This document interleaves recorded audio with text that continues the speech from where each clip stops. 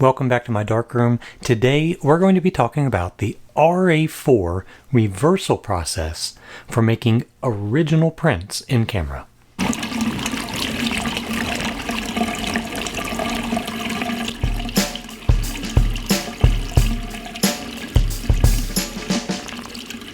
One of the most interesting things you can do in terms of color photography right now is making an RA4 reversal print in camera and in your darkroom. It's a lot of fun and it's actually pretty darn easy.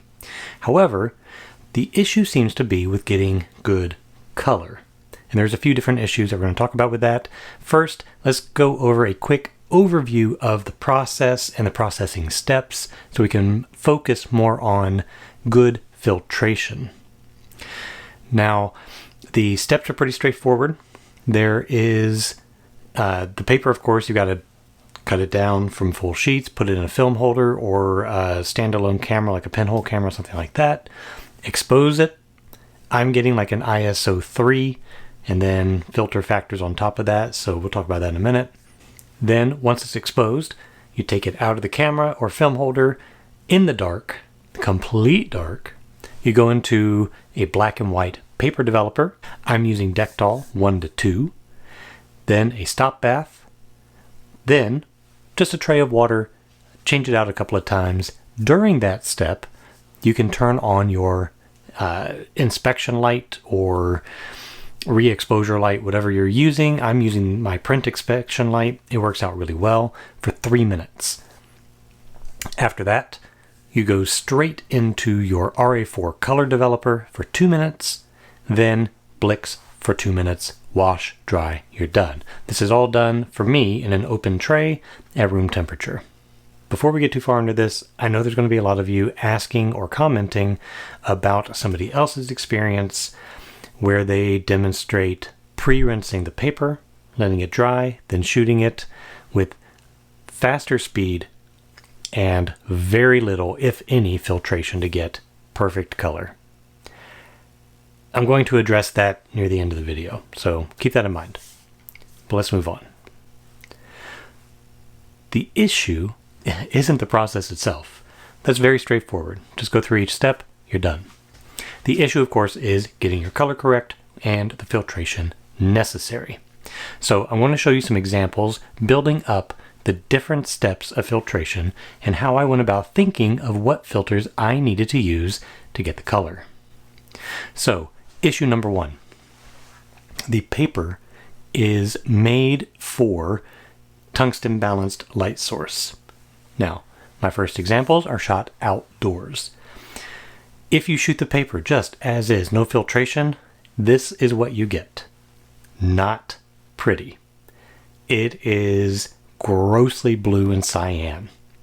There's almost no texture at all in the grass. It's less than ideal. Alright, so first thing we need to do then, get our light source to tungsten balance.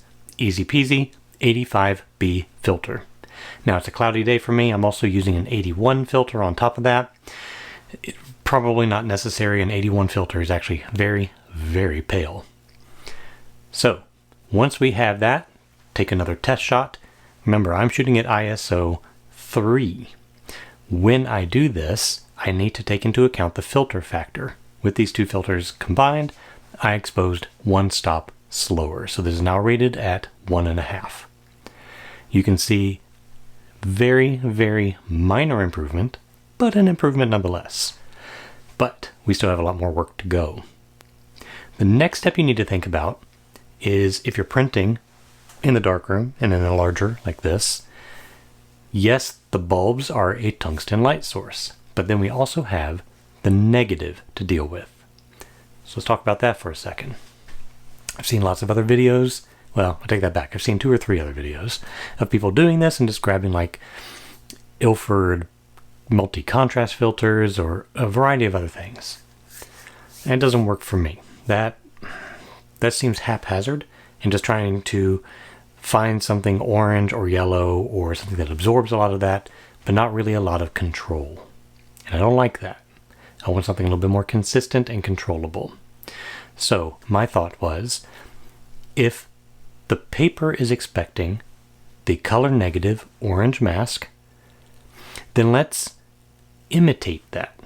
Now, using a piece of film would make sense. However, most films today have like a gelatin overcoat on the base side so that they can be retouched. That makes the film base actually not quite transparent and definitely not optical quality. So I don't recommend doing that on its own. It also is denser or darker than it needs to be just for base fog. But we can still take that piece of film. For me, I have a little scrap of C41 film, and I read it on my color densitometer. Now, you don't need to do this for yourself. Just use the values that I'm going to explain in a moment, and I think you'll be set. So when I read the color negative on my densitometer, I got the values red 40, green 70, and blue 105. Now, this is a color negative, not a positive. So let's swap those values to cyan, magenta, yellow, and we have 40 cyan, 70 magenta, 105 yellow. The issue is when we have all three across the board equal amounts, you just get neutral density. So let's take the lowest value, that'd be the cyan, and just cut it out across the board. So 40 points gone of cyan. That means we're going to cut 40 points out of the magenta and 40 from yellow. That leaves us with 30 magenta and 65 yellow. The great thing about magenta and yellow is that combined in equal amounts, they make an equivalent amount of red. That's important because what I'm using are Ratten gel filters, the color compensating filters. So it's like CC 30 red or CC 10 magenta, or whatever that may be. I get them on eBay. They're super cheap. You can get a whole big variety of them. Some of you made fun of me for getting all these gels in my KEH grab boxes, but joke's on you. I now have a ton of filters just for this sort of thing. So I'm using the 30 red to make up the yellow and magenta, and then extra yellow on top of that, which would be 35 points of yellow. So 30 red, 35 yellow. And as you can see from this next result, I'm actually getting somewhere, but we're not done. Okay?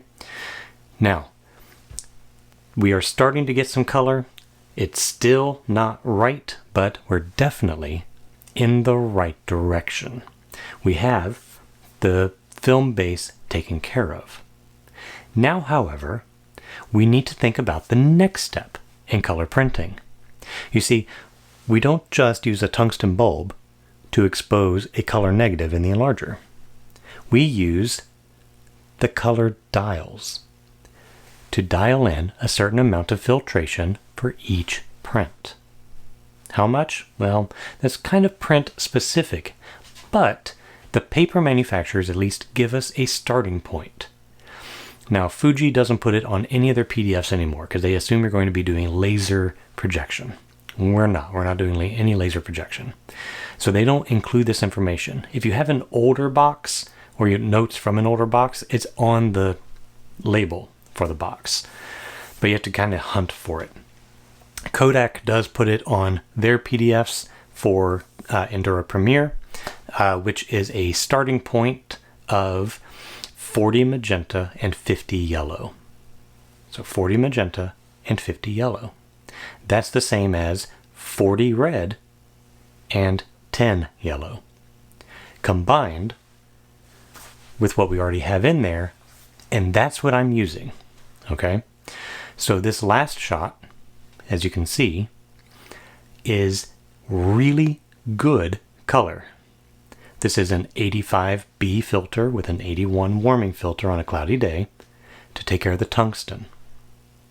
Then we have that 40 red and 35 yellow taking care of the orange base. Then on top of that, another 40 red and 10 yellow. And that's my filter pack. That's what I'm using at the moment. And it's worked really, really well in this shot. I have a good green, I have fairly neutral grays, blues, even have reds in there. The house across the street from me even has some of the yellow showing up. So this works really, really well. It also took out an entire another stop of light. So technically this is being shot at 0.75 ISO. A fairly slow speed. In this case it is f8 at about 1 second. Now that's fine for landscape like this. Color worked out really, really well. Different lighting situations outdoors, I may have to change my filter pack a little bit, but based on weather and light, after enough experience and notes, I can begin to predict what filters to use and get pretty darn close each time. It's just a matter of paying attention to the results and the conditions, making those notes, and just being consistent. And you can do that. Now, the next thing I wanted to do was try this in the studio with some skin tone and see how that translates. So went into the studio, put on a hot light. I'm still using my 85 filter because of the daylight LED. With that, I'm using the same filter pack as before. So all the same filters as the outdoor shot.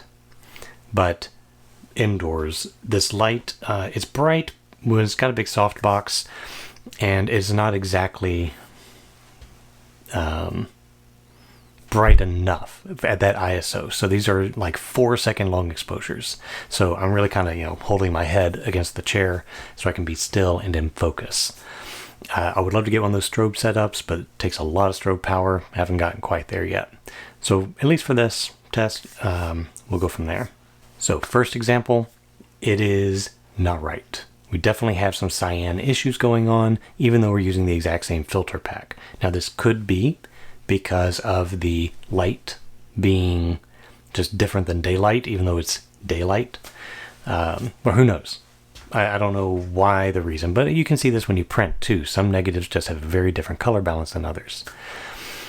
So how did I figure out to correct this? Because I got it right the very next time. Well, you can still use your color printing judging filters. The filtration that I've used to this point is taking care of the light source of the paper, the balance of the color negative base, and then the starting point for a filtration for printing.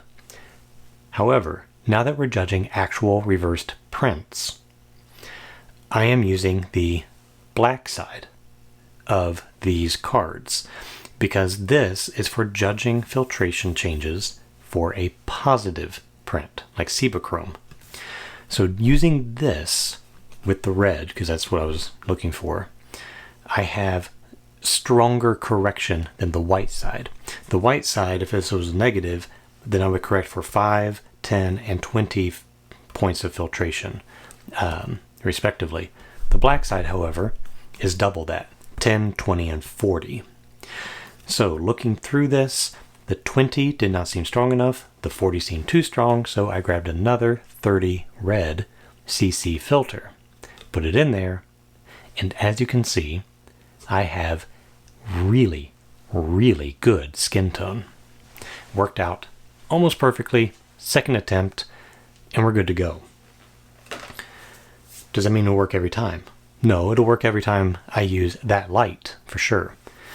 But if I were to change to a strobe, I'd probably have to change the filtration a little bit because everything's going to have a little bit of a tweak. No big deal. It's actually a pretty easy process, about 10 minutes from beginning to end to judge the print. It's not too bad. 15 maybe, I guess, with your drying, but I'm using a fan to dry things pretty quick. You can use a hair dryer as well. But it's a very, very slow exposure. And that's something to remember as you're doing this. The exposures are slow. Now let's go back a moment to what I mentioned earlier. I did try the pre-rinse method to see if we could in fact speed up the exposure and use just a very light yellow filter to get the same effect. Well, let me just show you the results. So on the left, is the finished product that I made with the filtration that I've explained. On the right is shot the exact same lighting, the tungsten setting of that light. So it's a tungsten balanced light. I am using 25 points of yellow and at 12 ISO. And as you can see, we are underexposed and severely blue. All I can say is, following this person's instructions, I was unable to duplicate those results. Why that person is having drastically different results than me, who knows? But these are the results that I am getting. So based on my experience, I'm going to continue to filter based on tungsten balancing, color negative base, color head setting. With those three things in mind, just like you would a print, then I'm finding that I can print or make these prints pretty good right out of the camera. Hopefully your methods will be similar. You are going to have to tweak these a little bit. Like I said, I'm using Kodak starting point, but you may find that with your box of paper or your lighting situation, you're going to tweak that a little bit, just like you would tweak the head of a color enlarger based on your negatives and shooting, then I would. It's no big deal. But if you do want a starting point for the color negative base, I do recommend getting some color negative or some color compensating gel filters. It's just easier to stack those. And it was a 40 red and 35 yellow. Okay, so however you find a way to stack those, go ahead and do that. You can get a 40 yellow and a 5 yellow and a 30 yellow and a 5 yellow and a 40 red, and just have those ready and then stack on whatever you need on top for your color head approximation or your image approximation. So I do find that works pretty well. So that's all that I've got for you today. Just want to talk about the filtration, talk a little bit about my experience trying the pre-rinse method and the basic steps. You can find the steps, like I said, it's pretty straightforward. Not much to talk about there. You can find other sources if you need to, if you want something more in depth. I'm always happy to answer questions. Aside from that, thank you for watching. If you want to help support this channel so I can do experiments like this and give you information so that you can make better photographs, then you can join my membership page up top there, or just a super thanks down there in the bottom. Give me a one-time tip so I can buy another roll of film and we can keep on going. I do appreciate you watching, and we'll see you next time.